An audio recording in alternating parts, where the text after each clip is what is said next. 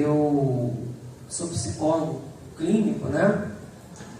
E atuo, tenho meu consultório. Também, se vocês quiserem buscar aí algumas orientações, a gente tem um trabalho também online, alguns vídeos no canal Com Você Psicologia. Eu não sou o único psicólogo do canal, mas a gente trabalha lá algumas coisas e eu tenho lá uma série de vídeos falando sobre depressão, ansiedade e sobre o Setembro Amarelo.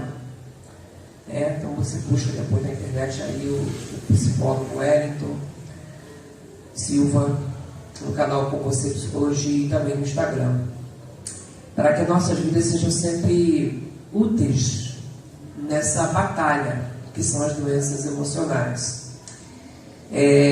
Queridos, eu quero trazer uma palavra nessa noite de informação, de orientação. Como eu falei, eu sou psicólogo, sou pastor há mais de 20 anos e sempre que falo sobre questões emocionais, tenho muita segurança no que vou dizer, no intuito de não ferir a ciência, né?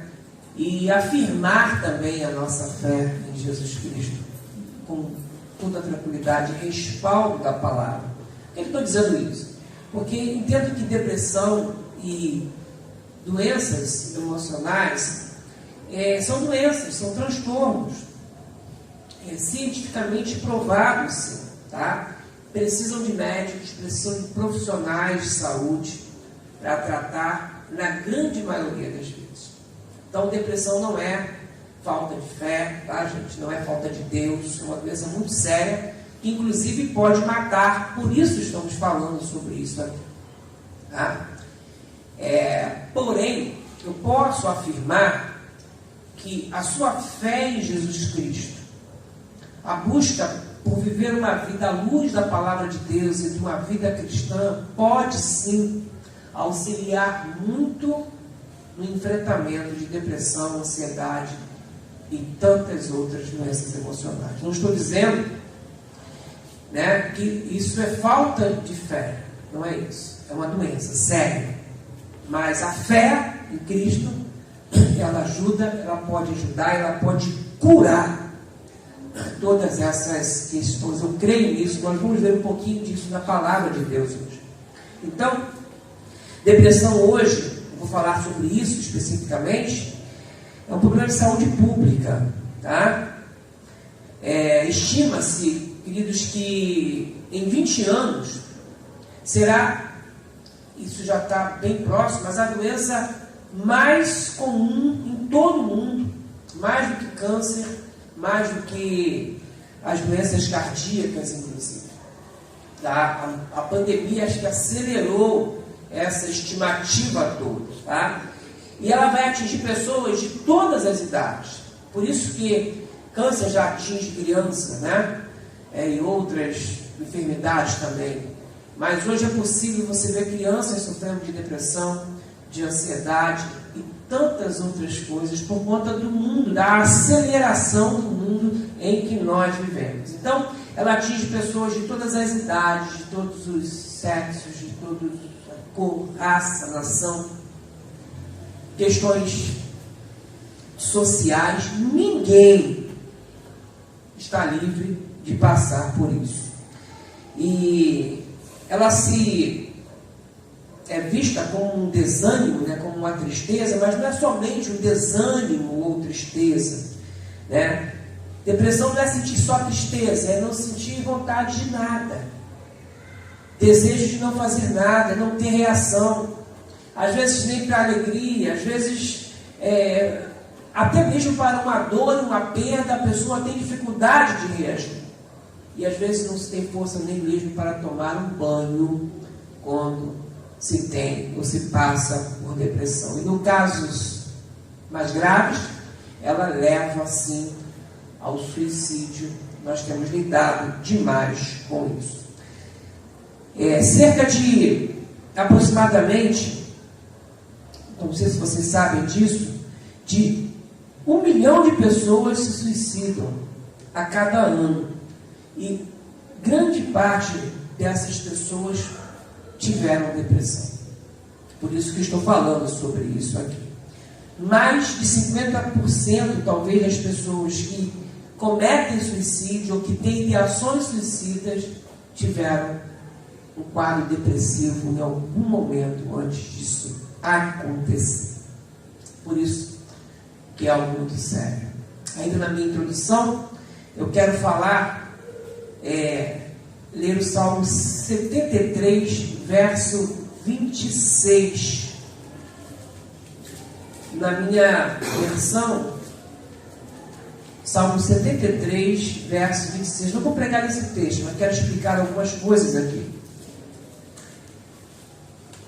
Salmo 73, verso 26. Na minha versão, ele veio e diz assim: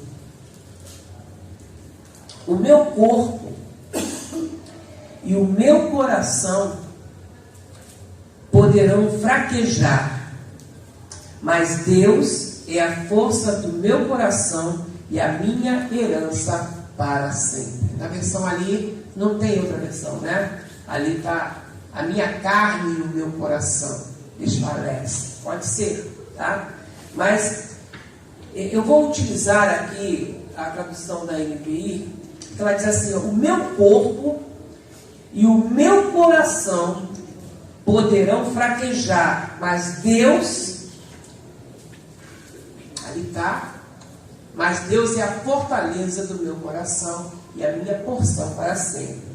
Mas Deus é a força do meu coração e minha herança para sempre. Grave esse versículo e marca ele na sua Bíblia, porque ele pode ser, sim, uma afirmação, como a gente diz no consultório, um cartão de enfrentamento para um momento depressivo. É você olhar para esse texto e, olhando para ele, dizer que o seu corpo pode fraquejar, a sua mente, o seu coração pode fraquejar, mas Deus é a força do seu coração. Vou explicar algumas coisas aqui, ainda nesse momento. Esse texto, sabemos que os salmos são poesias hebraicas, e diferente das nossas poesias, que são em rimas, eles trabalham com paralelismo, são paralelos, são ideias que se completam ou se contrapõem em alguns momentos. Tá? No nosso idioma, o texto é separado por vírgula, né? Então é mais fácil de entender. Ele vai dizer: o meu corpo e o meu coração poderão fraquejar, vírgula. Aí vem uma conjunção para dar um outro sentido. Mas Deus é a força do meu coração e minha herança para sempre. É um complemento, é uma resposta para que o texto comece a dizer. Na primeira parte, então, eu quero destacar duas partes do homem, do ser, minha e sua: o corpo e o coração. Vou explicar mais uma coisa. O Antigo Testamento, ele é escrito em hebraico, né, em sua maior parte, e o Novo Testamento em grego, tá? E são pensamentos diferentes desses escritores aqui. Quando nós lemos no Antigo Testamento a palavra coração, tá?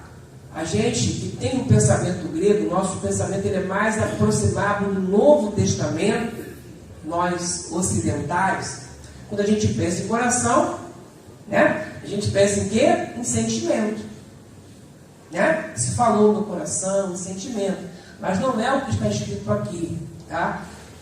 No Antigo Testamento, a ideia de coração aqui é a ideia da tomada de decisão, de pensamento. Tá? Sentimento no Antigo Testamento são as entranhas. Tanto que você vai ler no Salmo: Senhor, esquadrinha os meus rins. Né? Toda a parte sentimental, até hoje é assim, tá? O frio na barriga, as borboletas no estômago, como se está apaixonado, não é assim? Até hoje é assim. A gente que convencionou entender que sentimos algo no coração e aí sim a sede das decisões na ideia grega, é o nosso pensamento. Tá? Quando o salmista diz, escondi a palavra do meu coração, ele está dizendo o quê? Compreendi, entendi ou decorei a palavra para não pecar contra ti. Então, volto para esse texto, após essa explicação exegética aqui, dizendo que quando ele diz que o meu corpo e o meu coração poderão fraquejar, ele está dizendo que o meu corpo, a minha carne e os meus pensamentos, a minha mente pode fraquejar. E depressão, sabe o que é? É uma baixa de energia física, ou seja, do corpo e mental. A psicologia, ela cunhou esse termo da geografia. Depressão é uma baixa, uma queda de energia física e mental. Então, voltando para o texto, ele está dizendo que o corpo e a sua mente pode sim fraquejar. É uma afirmação bíblica, isso pode acontecer. Você pode ter depressão. É o salmista, é Asaf que está dizendo isso. Você pode passar por um momento de fraqueza, sim. Mas ele diz, logo a seguir, que Deus é a força para o coração. Ele não repete o corpo. Ele diz só que Deus é a força para o coração. Curioso, né? O que ele não repete? A verdade dita aqui é que se nós podemos encontrar assim, força em Deus para a nossa mente, para o nosso coração. E quando nós fortalecemos a nossa mente, isso é fé. Quando nós colocamos a nossa mente em Deus, quando nós organizamos o nosso pensar de acordo com a palavra de Deus, o nosso corpo ele é fortalecido, porque a alegria, a nossa força vem de quem? Do Senhor. Então, eu afirmo sim, biblicamente, embora os conceitos da psicologia estão muito claros nesse texto, afirmando que pessoas podem ter o corpo e a mente fracas, eu afirmo aqui, se você tiver um caminho de fé, se você colocar a sua mente em Deus, você começa a reverter esse quadro, amém? Amém. Você consegue mudar sim a sua vida, porque se você cuida da mente, o seu corpo, ele pode ser sarado para a honra e glória de Deus. Entenda isso. Ainda, o salmista está aqui explicando que muitas das nossas batalhas e dilemas são sim travadas aqui na mente, no nosso pensamento. Ele passa por isso. O Asaf está dizendo aqui que ele então passa por isso. Ele admite aqui, como eu falei, um componente físico, onde temos o corpo, ou a carne, como está aí na versão exposta. Então, nós podemos ter o corpo, sim, enfraquecido, desanimado, sem força, sem energia, sem força para deixar a cama, para fazer alguma coisa, desanimado com o trabalho. Você pode ter isso, esse componente fisiológico da depressão. E você pode ter também esse lado mental, ou seja, a tristeza, a culpa, a angústia, as ideias suicidas, quando a sua mente for enfraquecida. Porque o corpo e a mente, diz o texto, podem fraquejar. Mas tanto o componente físico, o corpo, quanto o espiritual, eles podem ser fortalecidos pela fé em Jesus Cristo. Essa é a minha introdução. Outro texto ainda, Provérbios 12, 25. Na minha versão, ele diz assim: o coração ansioso deprime o homem, mas uma palavra bondosa o anima. Como é que está ali? A ansiedade no coração deixa o homem abatido, mas uma boa palavra o alegra. Então, a ansiedade deprime, abate, mas a palavra anima. A palavra bondosa anima. E que palavra é essa? Que pode trazer ânimo àquele que está desanimado. É a palavra de Deus. E é ela que eu quero usar nessa noite, para que você possa entender algumas coisas espirituais para enfrentar situações emocionais. E como eu falei que depressão não é falta de fé, eu vou utilizar o exemplo de uma pessoa que entrou em depressão. E não fique escandalizado. Eu vou falar nessa noite sobre a depressão de Jesus. Mateus 26, do verso 38 ao verso 46. Mateus 26, do verso 38 ao verso 46.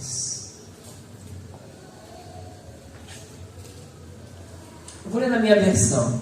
Diz assim: disse-lhes então, verso 38, a minha alma está profundamente triste, numa tristeza mortal. Fiquem aqui comigo. E um pouco mais adiante, prostrou-se com o rosto em terra e orou: meu pai, se for possível, afasta de mim esse cálice, contudo não seja como eu quero, mas como tu queres. Então voltou aos seus discípulos e os encontrou dormindo. Vocês não puderam vigiar comigo nem por uma hora? Perguntou ele a Pedro. Vigie e ore para que não caia em tentação. O espírito está pronto, mas a carne é fraca. E retirou-se outra vez para orar. Meu pai, se não for possível, afaste de mim esse cálice, sem que eu beba, e faça-se a sua vontade. Quando voltou, de novo os encontrou dormindo, porque os seus olhos estavam pesados. Então os deixou novamente e orou pela terceira vez, dizendo as mesmas palavras. Depois voltou aos discípulos e disse-lhes: vocês ainda dormem e descansam. Chegou a hora, eis que o Filho do Homem está sendo entregue nas mãos dos pecadores. Levantem-se e vamos. Aí vem aquele que me trai. Eu falei desse momento e afirmei que era um momento de depressão de Jesus pela expressão que encontramos no verso 38, onde ele disse: a minha alma está profundamente triste, numa tristeza mortal. Esse é o sentimento de um deprimido. Aquela pessoa que está numa tristeza mortal, ao ponto de entregar os pontos, desistir de tudo e às vezes entregar a própria vida, não lutar pela própria vida. E esse foi exatamente nesse momento que o lado humano, não o nosso Senhor como Deus, mas o lado humano de Jesus sentiu. Ele passou por todas as provações que nós passamos, inclusive esses conflitos emocionais, inclusive conflitos em sua própria mente. Aí eu pergunto, por que Jesus estaria nesse estado? Se ele pudesse falar sobre o seu sofrimento, se nós pudéssemos ouvir a tristeza ou a depressão de Jesus, buscando perceber e entender a causa, quem diria? Eu vou ler um texto de João, para que vocês entendam o que levou Jesus a esse estado depressivo. João 12, 27. Diz assim: agora, meu coração está perturbado. E o que direi? Pai, salva-me desta hora? Não. Eu vim exatamente para isto, para esta hora. Eu li João 12, 27. É como se Jesus estivesse naquele momento em conflito com os seus pensamentos. Ele chegou num momento difícil da vida dele, no qual ele enfrentaria a morte. E ele, angustiado, ele indagava dizendo: será que valeu mesmo a pena? Será que vai valer a pena? Será que é isso mesmo que é a vida? Que é a minha vida? Foi para isso? A minha existência, esse é o propósito da minha vida. São perguntas que pessoas que passam por pensamentos que levam ao suicídio fazem. Será que vale mesmo a pena? Eu devo ir até o fim? Será que não foi tudo em vão? Pensamentos de fracassos como: eu não sou capaz, eu não dou conta disso. Esses são os pensamentos perturbadores. Aí eu digo para você, pensamentos vêm na nossa mente, pensamentos não são verdades, e nós precisamos combatê-los. Entenda isso. Pensamentos de fracasso, de desânimo, podem vir sobre a sua mente, e você tem que combater com verdade, sim. Há uma expressão que diz que nós não podemos impedir que os pássaros voem sobre nossas cabeças, mas nós podemos impedir que eles façam ninhos. Isso nós podemos. E você tem que, então, não deixar que esses pensamentos perturbadores continuem incomodando vocês. Foi o que o Senhor fez aqui. Ele, naquele momento de conflito, ele diz assim: não. É como se ele interrompesse os pensamentos. Foi para isso que eu vim. Ele passa a ter conhecimento de missão, mas ele teve que enfrentar aquele questionamento. Então, com base no texto de Mateus, onde eu vou explanar, eu quero dar algumas dicas de como a gente pode enfrentar o desânimo e o momento e o quadro depressivo. E a primeira coisa que eu quero dizer para vocês é que Jesus, na sua experiência no Getsemane, na sua experiência de tristeza profunda, onde ele ficou angustiado até a morte, a primeira coisa que ele fez foi que Jesus não se isolou. Então, se você está passando um momento de desânimo e de tristeza, eu digo para você, não se isole. Jesus, ele escolheu alguns amigos íntimos para estar com ele. Eu quero dizer que você vai precisar de homens de Deus e de mulheres de Deus que estejam ao seu lado. Pessoas de confiança que possam te ajudar nesse momento de angústia, de tristeza e de desânimo. Não é todo mundo, não é toda a igreja, mas pessoas que são da sua confiança. Você vai precisar dela. O que você não pode fazer é ficar sozinho. A vida cristã não é para ser vivida sozinha. Não caia nessa mentira de Satanás, em que igreja não é importante, que religião, que igreja, que vida espiritual é você e Deus. Isso é uma armadilha para a sua destruição espiritual e até física. Portanto, não se isole. Em Mateus 26, 36 e 37 eu vou repetir. Jesus diz assim, o texto diz assim: então Jesus foi com os seus discípulos para um lugar chamado Getsemane. E lhes disse: sentem-se aqui, enquanto eu vou ali orar. E diz lá, levando consigo Pedro e os 2 filhos de Zebedeu, começou a entristecer-se e angustiar-se. Ele não se isolou. Ele escolheu amigos, pessoas da confiança dele, para que estivesse ao lado dele no momento mais difícil da vida dele. Repito, ele não expôs toda a sua angústia para o mundo todo, para todo mundo. Mas ele chamou para perto dele pessoas íntimas em quem ele confiava. Nós vamos ver que diante desses homens, ele abriu o coração. Ele se deixou ser visto entristecido e angustiado. Queridos, sabe o que mais leva pessoas ao suicídio? O isolamento, o medo de se expor. vergonha de admitir os seus medos, seus fracassos, suas falhas. Há um dado curioso que diz que, embora as mulheres tenham mais depressão, os homens são os que mais cometem suicídio. E sabe por que isso acontece? Um dos motivos é que o homem, ele não se expõe. Ele não fala das suas fraquezas. Ele não admite as suas falhas.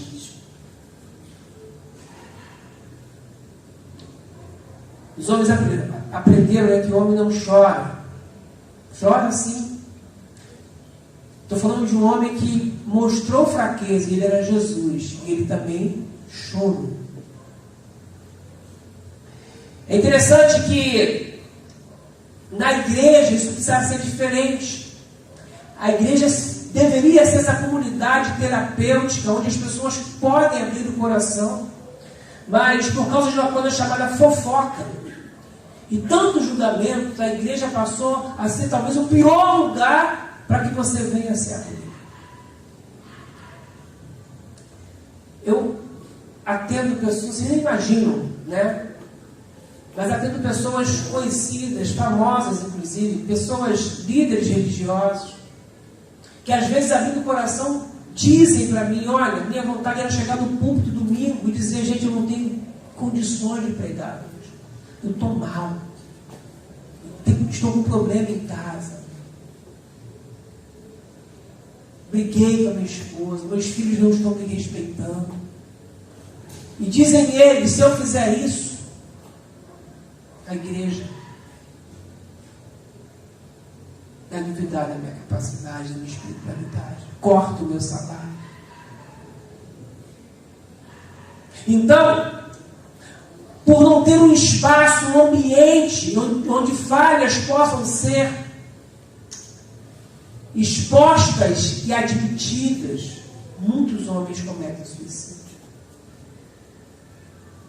E quando nós vamos ver, era uma dívida, era uma falha cometida, porque ele não tinha com quem se abrir, não tinha em quem encontrar apoio. E aí eu digo para você, não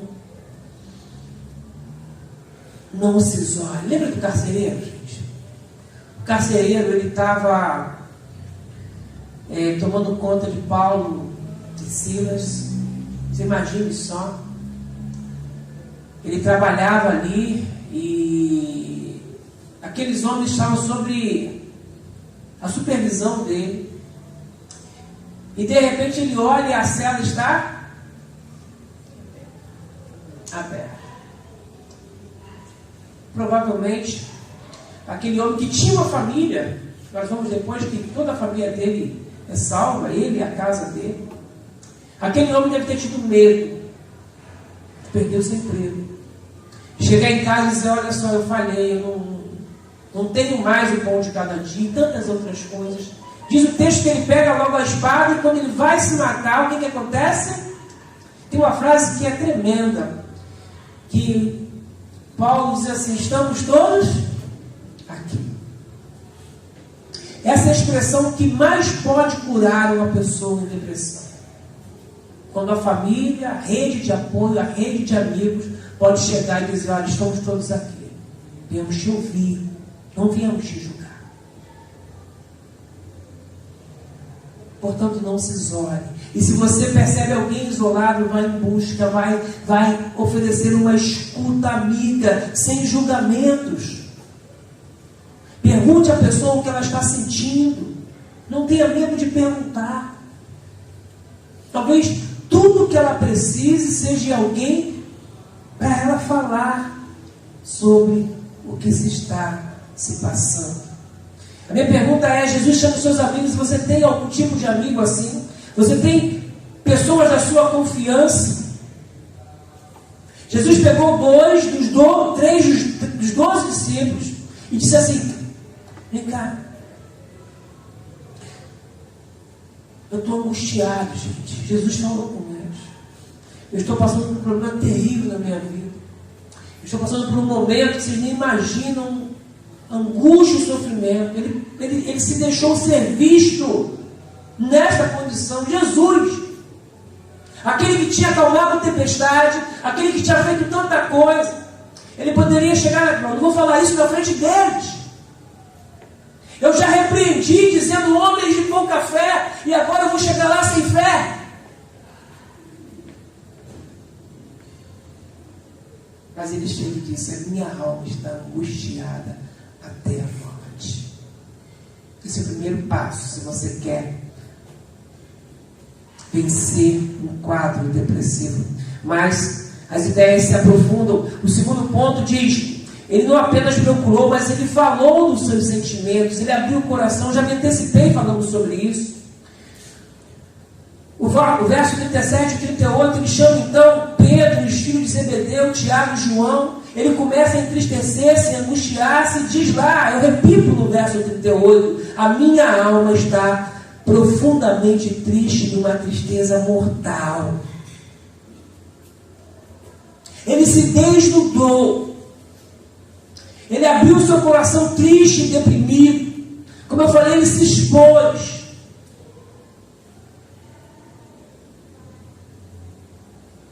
Ele falou toda a verdade daquilo que ele estava sentindo e passando naquele momento. Ele se deixou ser visto, como eu disse, pelos discípulos. Terceira coisa, ele apenas não se expôs ali, mas ele pede ajuda. Ele diz: fiquem aqui e vigiem comigo. Ou seja, ele pediu ajuda àqueles homens. Gente, me ajuda em oração. Jesus pediu oração, gente. Ele pediu oração: eu preciso que vocês me ajudem em oração. Estejam ao meu lado. Fiquem aqui comigo. Não me deixem sozinho. Porque é muito bom no momento de dificuldade você saber que você tem apoio, não é verdade?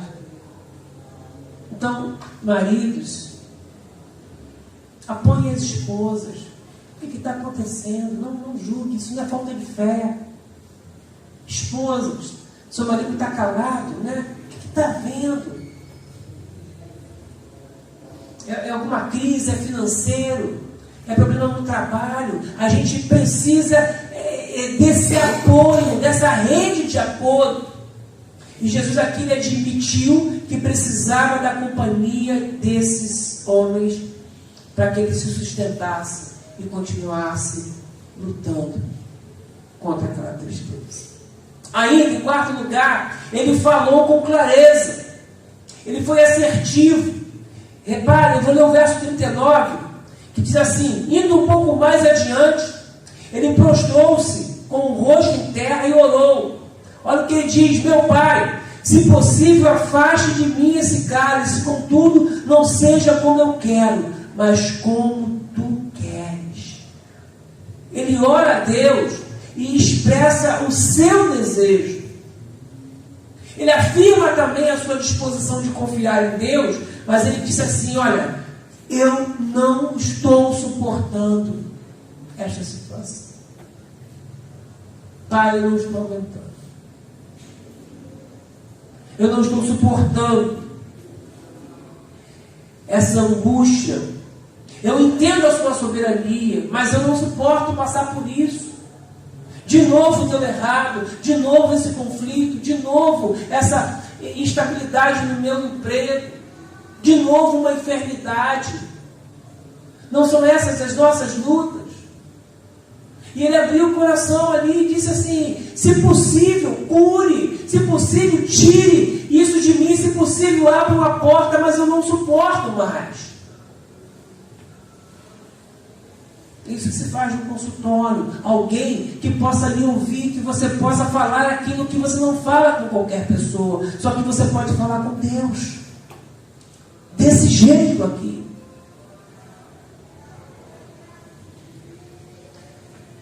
Na depressão isso é muito importante. Você entender a sua realidade e readequar esses sentimentos à vontade de Deus. Ele disse: eu não aguento, eu quero ser submisso. Eu quero fazer o que está determinado. Eu quero fazer o certo, mas é difícil. Porque às vezes nós nos achamos o Todo-Poderoso. E não admitimos as nossas fraquezas, as nossas falhas. E quando vê, acontece o pior. Eu não quero viver isso, mas qual é a realidade? A realidade que ele tinha que viver. Por isso que ele diz lá em João: foi para isso que eu vim. Ele entende o seu propósito. Para que você veio? Qual é a sua missão no mundo? Porque às vezes nós não sofremos por angústia, não queremos passar por coisas, mas você precisa entender qual é o propósito de vida de Deus para você. E talvez você precise passar por aqui, para que a glória de Deus, para que Deus seja glorificado, para que a glória seja manifesta. E ainda, em quinto lugar, Jesus foi perseverante. Vou ler um texto um pouco maior, de 40 até o 45. Diz assim: depois voltou Jesus aos seus discípulos e os encontrou dormindo. Vocês não puderam vigiar comigo nem por uma hora? Perguntou ele a Pedro.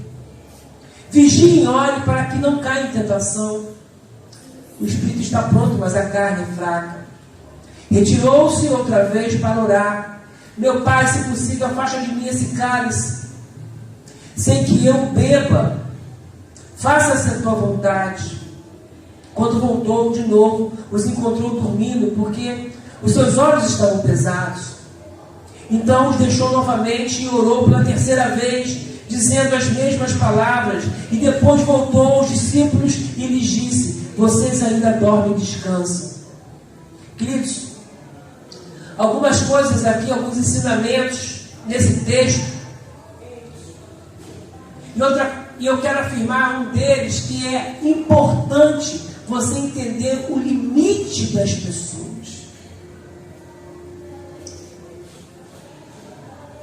A fraqueza das pessoas.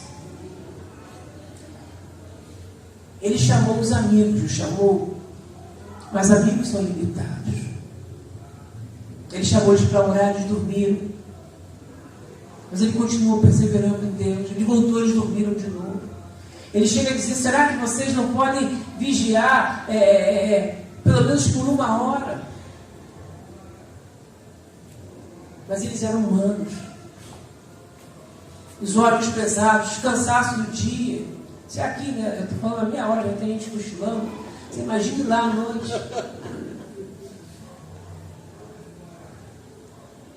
Mas Jesus não ficou. As pessoas são limitadas, mas você precisa delas. Ah, esse psicólogo não é bom, procure outro. Ah, esse psiquiatra não deu certo, procure outro. Mas seja perseverante em oração. Que não seja esse o motivo para não falar com ninguém. Ah, falei com essa pessoa, não me ajudou. Procure outra pessoa. Seja perseverante a sair, a reverter esse quadro. Eu penso que Jesus amou aquelas pessoas mesmo com as fraquezas delas, mesmo com as limitações delas. Ele entendia que ele precisava daqueles homens mesmo mais fracos que ele. Um pouquinho que eles oraram, Jesus foi fortalecido. Entenda isso. O que eu quero dizer é que não desista de lutar. Não desista, até Deus te responder. E aí, quando Jesus volta, e esse é o último ponto, ele age com fé e ele age com esperança. No verso 45, no final, vai dizer: chegou a hora, eis que o Filho do Homem está sendo entregue nas mãos dos pecadores. Levante-se e vamos. Aí vem aquele que me trai. Você percebe no texto uma mudança na atitude do Senhor Jesus? Aquele homem que dizia: minha alma está angustiada. Depois de perseverar, depois de contar com os amigos, depois de abrir o coração, Depois de poder falar do que sentir, esse é um processo terapêutico. Depois de entender que não estava sozinho, ele se sente ali fortalecido e ele volta com fé e com esperança. Ele está dizendo: chegou a hora. Pergunta: aquilo que angustiava Jesus havia mudado? As circunstâncias haviam mudado? O pai resolveu passar o cálice e não fazer com que ele viesse a morrer? Aconteceu isso? Repare que as circunstâncias não haviam mudado, os problemas de Jesus eram os mesmos antes dele passar por esse processo terapêutico. Então o que mudou? Ele mudou.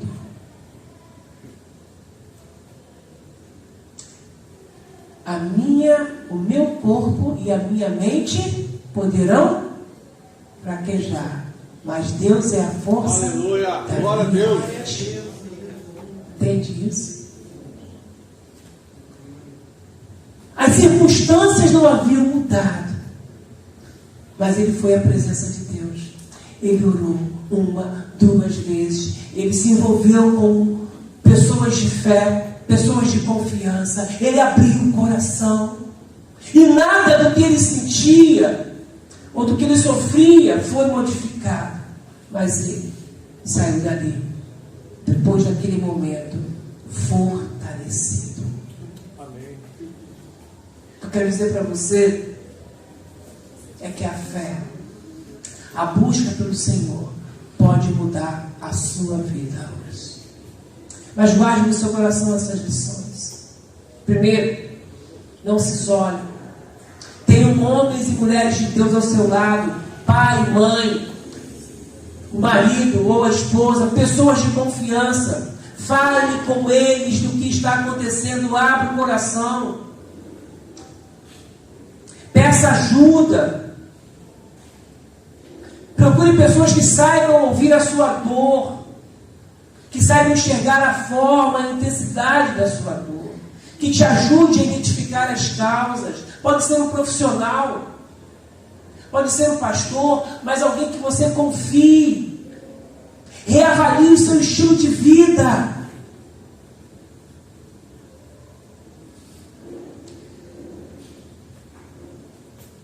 Não se desilude com as pessoas, elas falham.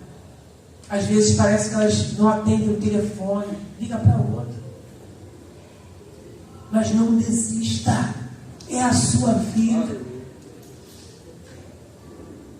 E tenha no seu coração a fé e a esperança.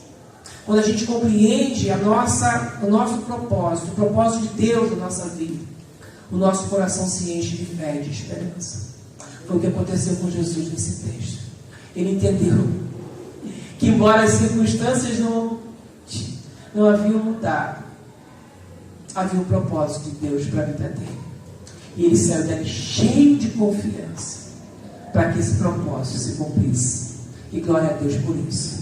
Porque esse propósito foi a morte dele na cruz, para que eu e você tivéssemos a vida eterna. Amém. Eu quero dizer, se você entender o propósito de Deus para a sua vida, você pode ser uma bênção para a vida de outras pessoas. Assim como Jesus foi para as nossas vidas e tem sido para as nossas vidas.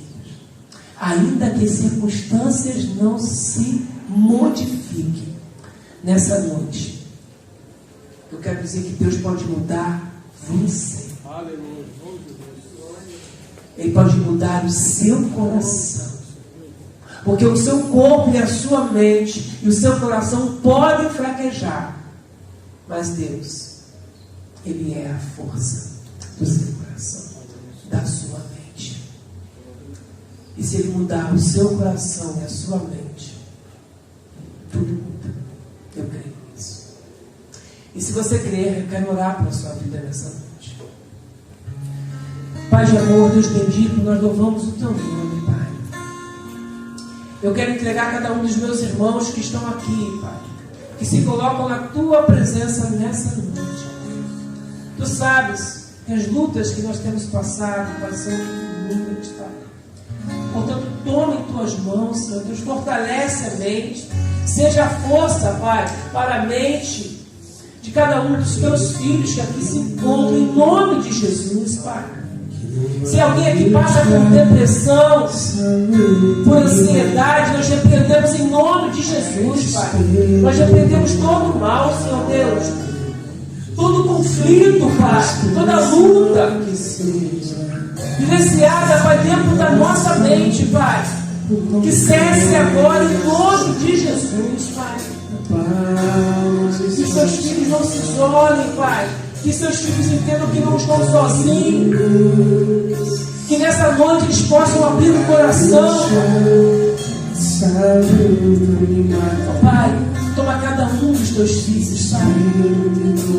Muito obrigado, Senhor Deus.